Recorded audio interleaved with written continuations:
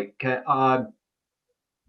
The feedback that we were getting to the board was how the lily pad were coming out, that we could be in worse shape going into next year with lily pad problems than we have been in the past because it didn't go as planned.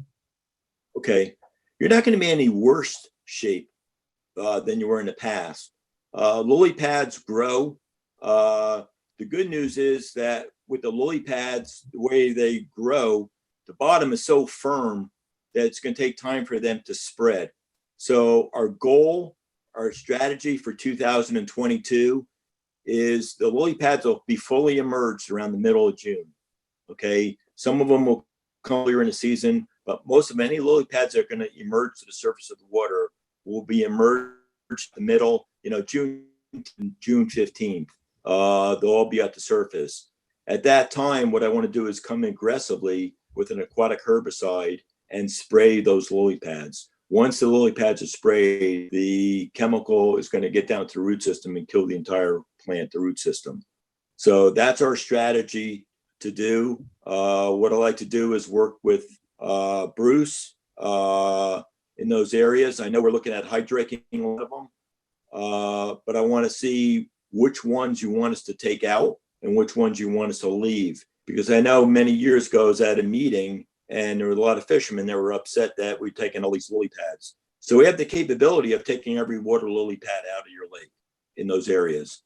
I want to make sure that we work on this to see exactly which ones we'll do. When we treat, you're going to have to give them about 3 to 4 weeks, and then the plants will be basically submerged and they'll be dead. Okay, because I know a lot of the concern that I hear through the lake. I was born and raised here, so I've been on this lake for 56 years. And in this lake where it's, for years, it was never treated. When Walsh owned it, Barish owned it, the lake was never treated. Never had any issues that we've had over the last, I'd say 15 years. How many years have you been treating Crandon lakes? I would say we've been treating where, when you had ownership of the lower Crandon Lake, okay, we used to treat the main lake and the lower lake. It was way before your dam. I would say, you have to excuse me, I'm getting up there in age right now, but I would say it's probably been at least 15 years or greater, 20 years.